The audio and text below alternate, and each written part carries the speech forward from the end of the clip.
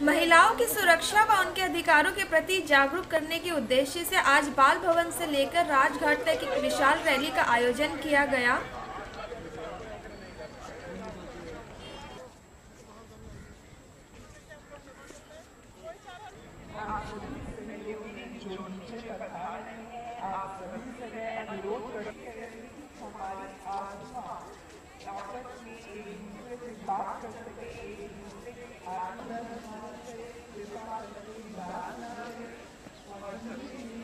इस रैली की अगुवाई दिल्ली की मुख्यमंत्री शीला दीक्षित द्वारा की गई, जिसमें दिल्ली के दिग्गज नेता व मंत्री भी शामिल हुए। अपनी आत्मा की आवाज को परमात्मा के साथ राजघाट पर संपन्न हुई शांतिपूर्ण रैली में मुख्यमंत्री समेत हजारों महिलाएं शामिल हुई, जिन्होंने दुष्कर्म पीड़ित छात्रा के आत्मिक शांति के लिए प्रार्थना की।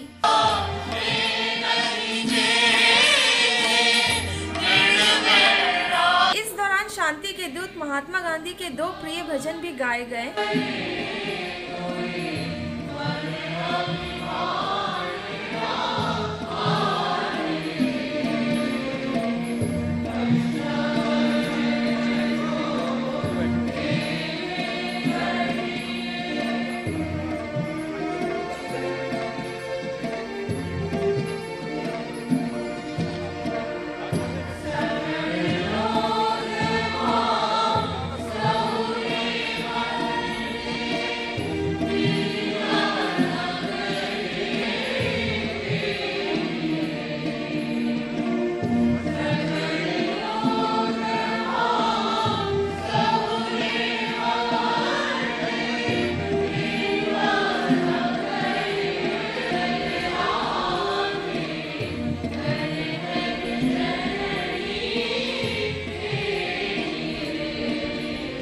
महिलाओं की सुरक्षा व अधिकारों के प्रति जागरूक करने के उद्देश्य से आयोजित इस रैली में छात्राओं के साथ शामिल हुई जानकी देवी मेमोरियल कॉलेज की प्राध्यापिका डॉक्टर संध्या गर्ग, जिन्होंने अपने विचार व्यक्त करते हुए कहा।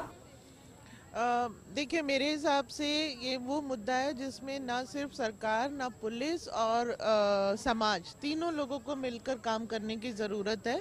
जहाँ तक मैंने आज इतनी महिलाओं की संख्या यहाँ देखी, मेरे मन में एक ख्याल ये भी आ रहा था कि इन महिलाओं को घर जाकर भी ये प्रयास अपने घर से भी शुरू करना पड़ेगा कि किस तरह से बच्चों में हम उन मूल्यों का विकास करें। क्या ये रैली और जंतर मंतर पे धरने प्रदर्शन से कोई मानसिकता चेंज हो पाएगी?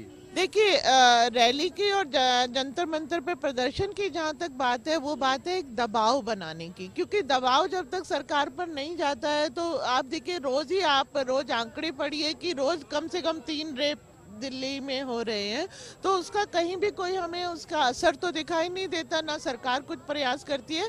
इसे आप सिर्फ एक इसका सकारात्मक पहलू यही है कि एक तरह से सरकार पर दबाव कायम किया जा रहा है कि सरकार इस दिशा में कुछ नए कानून बनाए। पिछले 15 दिनों से सरकार पे और केंद्र सरकार पे दबाव बनाया जा रहा है, तो क्या उम्मीद लग रही है कि इस दबाव से सरकार कुछ स्टेप ले पाएगी? इस बार मुझे लगता है थोड़ी उम्मीद इसलिए जाग रही है क्योंकि युवा जो हैं वो इस मुहिम का हिस्सा बन रहे हैं। मैंने जंतर मंतर पे भी जाकर देखा, इंडिविजुअली लोग जा रहे थे, अपने आप उनको कोई लीडरशिप की ज़रूरत नहीं है। सेल्फ मोटिवेटेड होकर जब कोई किसी दिशा में आगे बढ़ता है तो निश्चित रूप से उसका फल मिलता है। इस बार क्योंकि लोग थोड़ी सी उम्मीद ये बंधा रहे हैं कि शायद सरकार इस चीज़ को गंभीरता से लेगी। अच्छा, संध्या मैम, आप अध्यापिका हैं और छात्राओं के बीच रोज आपकी मुलाकात होती है और मतलब अनेक प्रकार के जो मुद्दे हैं वो सामने आते हैं।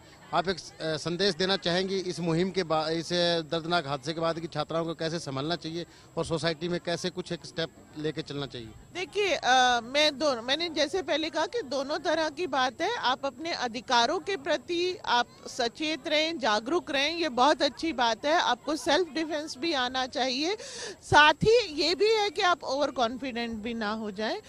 छात्राओं से मेरा सिर्फ यही एक कहना होगा कि वो अपनी सुरक्षा के प्रति दूसरे लोगों से अधिकार मांगने के बजाय खुद भी उस सुरक्षा को लेकर उतनी जागरूक और चिंतित रहें। अपनी सुरक्षा को लेकर ज़्यादा लापरवाही ना बरतें और खुद संयमित रहें और नियमित रहें। और अभिप्राय यही है कि अधिकार और कर्तव्य दोनों की बात है कि आप अपनी सुरक्षा के लिए अधिकार मांग रही हैं तो आप स्वयं भी उसके लिए कुछ ऐसे कदम उठाएं कि आप सुरक्षित रहें।